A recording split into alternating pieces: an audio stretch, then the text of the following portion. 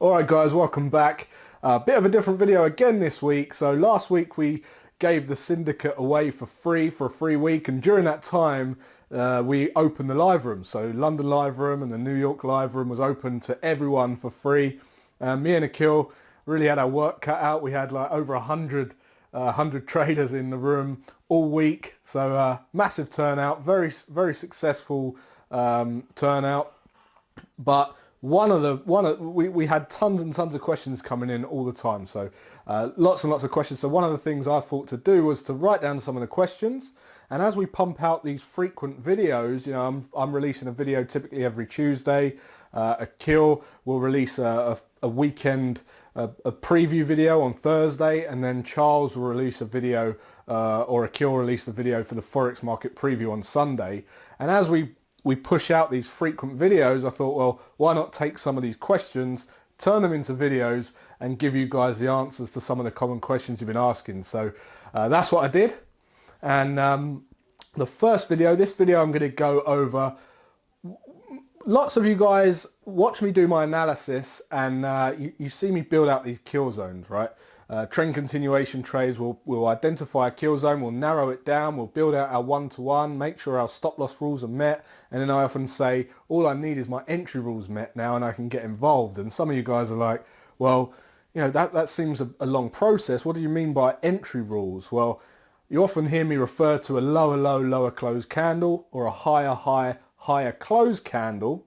And some of you guys are confused about where the close of the candle has to be, or is it a lower low from previous structure, or a higher high from previous structure, or the previous candle body, or the close, or whatever. So I want to make it very definitive, and in this video I want to go over the rules of a higher high, higher close candle entry, and a lower low candle, a lower low, lower close candle entry, and give you guys an example of where we might use that in the market as well, so that 100 out of 100 traders agree what I'm looking at is a higher high, higher close candle, or a lower low, lower close candle. So without the tongues getting tied too much, sit back, grab a pen, okay, take notes. It's a writer downer, and I'll see you shortly.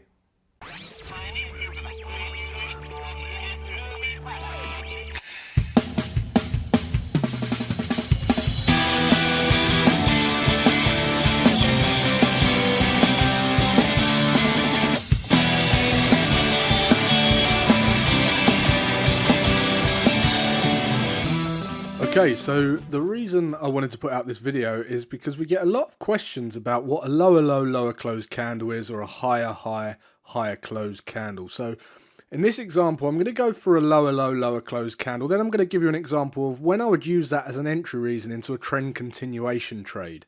Okay, so first of all, what we're essentially looking at is when the market is trending, okay, and we are bearish, right?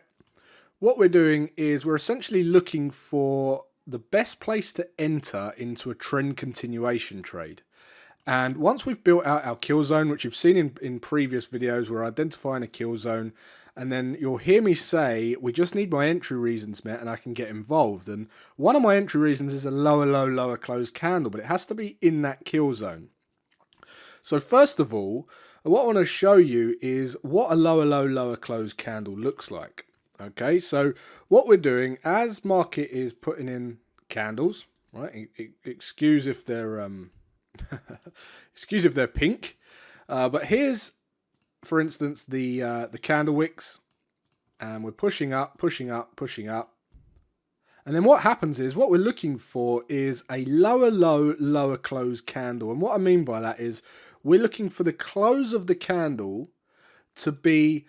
to close below the previous candle low. Now that can happen anywhere. So you'll see that this candle here isn't a lower low, lower close candle. This candle, this candle here isn't a lower low, lower close candle. This candle here isn't a lower low, lower close candle. And then we get a candle like this. So the body pushes down, we push down, so we put in a lower low, and then the candle closes below the previous candle low, making this a lower low, lower close candle. Okay, so what I'm going to do is I'm going to give you an example of where I would use this in identifying a trend continuation trade and using it as a reason into an entry reason. Okay, so what we're doing is we're looking at the pound yen. This is just an example, and we're trending, right? We are bearish, and we're putting in lows, lows, lower lows. Okay, now we're looking for the best place to jump on this as a trend continuation trade. So what I say to myself is, well, I'm a trend continuation trader, so I'm going to be shooting for a retest of these lows. Okay, retest of these lows. So what that means is, if I'm shooting for a retest of the lows, I want to make sure that I'm getting at least a 1-to-1 risk reward. Okay, because I want to win more when I'm right than I lose when I'm wrong. And if I can enter into those types of setups every time, well, then I'm going to come out on top as long as I've got the discipline to come in and trade that consistently, right? So what I'll do is I'll bring on the ATR, because I use an ATR based stop loss. And for argument's sake, let's say that's 70 pips. So what I'll be looking at is putting my stop loss 70 pips above this most recent outside return. Okay, so we see that's 167.62. I've got a 70 pip ATR, so I want 70 pips above that, which is going to put me up at 160. So that's going to put me up at 168.30s, say. Okay, just an example, right? 168.30s. And now what I can do is, if I want to measure out where I get a minimum 1-to-1, I can use my fib retracement tool. This is quite a neat little trick here. You can bring on your Fibonacci retracement and go from your stop loss to where you're expecting to take targets at a retest of the lows. And what you can do is use that 50% Fibonacci retracement to ensure that your position for your entry is going to give you more than a 1-to-1 on the trade. So we bring on our fib retracement, measure out the 50%. We now know that our kill zone is going to be in this zone here, because I know that at this point I'm going to get a 1-to-1. I don't want to get involved any lower because I want a minimum 1-to-1. I know my stop loss has to be 70 pips above the high. Okay, so that's where we are. And then what I'll do is once price action pushes into this area here, this is where I'll be looking for that lower low, lower close candle. Okay, so as market continues, right, I'll let price action come to me. We're now in the kill zone. And you see we get a lower low, lower close candle here, right? This candle here, we get a lower low, lower close. I can't enter this candle because it's not going to give me a 1-to-1. It's not in my kill zone. So I continue to watch the market. We push up. We push up. We haven't got a lower low, lower close candle yet. And boom. See this? We break and close below the low of the previous candle, giving us a lower low, lower close candle entry. And at this point, I'll enter next bar market. So my stop loss now looks like this, and my target will look like this. Okay, so I'm getting a better risk reward by letting price action come to me. Remember, less is more in trading. You don't want to be forcing trades. And then you can see I'll be entering the trade.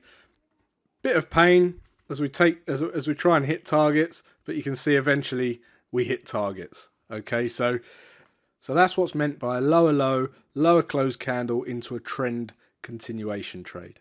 So we'd be doing the same thing in a bullish market, except we'd be looking for a higher, higher, higher close candle. Same principle applies though. Now some of you guys have got extra filters. I know some of you guys have got extra filters where you'll wait for RSI to go overbought, and then you'll look for a lower low, lower close candle.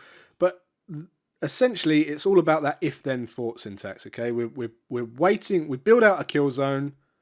We then know where we can enter. We then wait for RSI to go overbought. If you're waiting for RSI to go overbought, RSI goes overbought. Tick. Then you just need a lower low, lower close candle in this kill zone. Lower low, lower close candle. Tick. Entry. next bar market, and you're in the trade. So hopefully that explains it, and I'll look forward to seeing you in the next video. Alright guys, that was it.